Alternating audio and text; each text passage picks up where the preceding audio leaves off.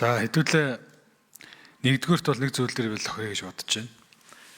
Тэр жилийн үйл ажиллагааны төлөвлөгөөний одоо 24% барина гэдэг юм а толгооноос авч хаяа. Энэ дээр одоо манай арчс намынхан ч хамаатай. Урсгал зардал нэмчихээр л болохоо байждаг гэдэг байдлаар нэг хамтарч явахдаа хэдүүлээ чинь нэг сайхан юм гаргаад ирсэн. Энэ дээр бол би санал нэгтэй. Одоо манай гишүүд бол санал нэгтэй байна гэж бодож. Энийг эхлээд аваа хийч. Одоо нааштай гишүүд байгаад бол би баяртай байна. Яг хоо тухайн үед бас бид нар хэд хөөрцөглөөд одоо урсгал зардлаа барья. Зам гүүр барья гэтгээд одоо нэлээ өөдрөг байсан. Одоо хөрсөн дээрээ бас зарим талаар жоохон буугаад. Тэгэхээр одоо манай бүх намын гишүүд бүгдээрээ л ими гэдэг байр суурьтай байгаа дээр бол би бас баяртай байна. Гэхдээ энэ дээр бол засгийн газар өөрөө асуудал оруулж ирэх ёстой. Их хурлын гишүүдээр таавар таалгаж болохгүй. Бүх төсвөө нэгдүгürt бол зардлаа танах юмаа танаад тодорхой хэмжээний алдагдал төр байх юм бол энийг бас ойлгоно шүү дээ. Тодорхой хэмжээний энэ босрол эрүүл мэндийн салбар руу хөрөнгө оруулж байгаа учраас алдагдaltaй тавья. Явцын дунд байж байгаа төсвөө тэр 5 сарын 1 хүрэхгүй бол тэр төсөл арга хэмжээгээ буцаад татъя гэдэг энэ арга руугаач орж ирэхэд төсвөө хэмнэгдэнэ. Жилийн эцээрээ бол одоо бас балансаа бариад гайгүй орж ирэх боломжтой байх. Ийм зүйлүүд бол байгаа. Зарим нь бол одоо нэг үлэхэд зураг төсөл хийж хэрэгжихгүй нь мэдэгдэхгүй одоо маш олон ийм төсөл хөтөлбөр арга хэмжээнүүд бол байгаа. За хоёрдугаарт босрлын салбар, эрүүл мэндийн салбар энэ одоо хоёр төсвөөс засгийн газар бол санал авсан гэсэн.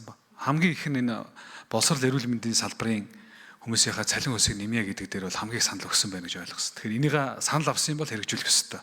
Тэгэхгүй саналаа өгч тэгж байгаа бид нар байхгүйгээд хэлчихье гэдэг ийм байдлаар бол төсөв тавьж болохгүй л дээ. Тийм учраас энэ тал дээр бол одоо гишүүд бол санал өгнө. За тэр 100 тэрбум бол бас нэг арга хэмжээ мөн шүү. Бид нар бас нэг том алгасан тэр 40-с дээш 50-с дээш хүүхэдтэй байж байгаа тэр хувьсах зардлаар нь хүүхдүүдтийнх нь нэмэгдэл цалингуудыг олох ёстой.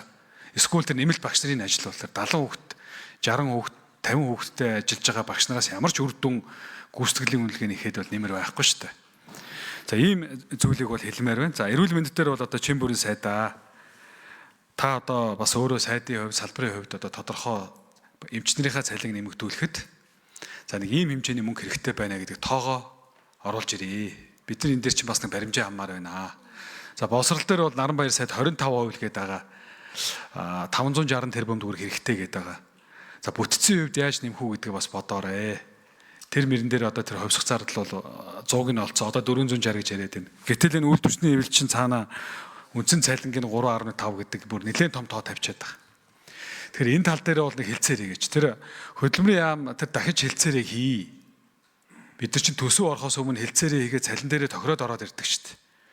Тэгээ одоо 7 сард хийх ёстой байсан хийгээгүй одоо хүртэл юу хийдгийг. Тэр бүх сайдны суулгаж хагаад тэр хувийн хвшилч гэсэн одоо дэмжиж гэнэ гэдгийг илэрхийлж байгаа. Босрол эрүүл мэнд дээр бол бид нар бол дэмжиж шүү л гэж хэлсэн шүү дээ. Манай хувийн хвшлийн салбарынхан бол. За тийм учраас бол ойрын хугацаанд одоо энэ аль талдаа ажиллаа хийгээд хэдүүлээ нэг тоон дээр уулзъя.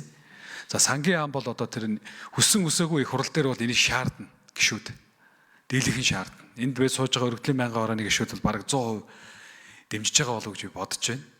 Тийм учраас энэ тал дээр л тодорхой тоо оруулж ирээ. Огт нэмэхгүй нэмэх хоёрын хооронд нэлээд зай байна шүү дээ. Тийм учраас энэ тал дээр бол одоо би өргөдлийн байнгын хороо бол энэ тал дээр бол би дэмжиж за энэ асуудал хариултсан хөдөлмөрийн яам, босрлын яам за мөн одоо холбогдох төсвийн байнгын хороод эрүүл мэндийн яам материалт нь бол тодорхой саналаа боловсруулж орж ир гэдэг ийм одоо зүйлээр бол одоо шийдэх юм зүйтэй гэж бодож байна. За ганц зургийг лувсан замц гэж үг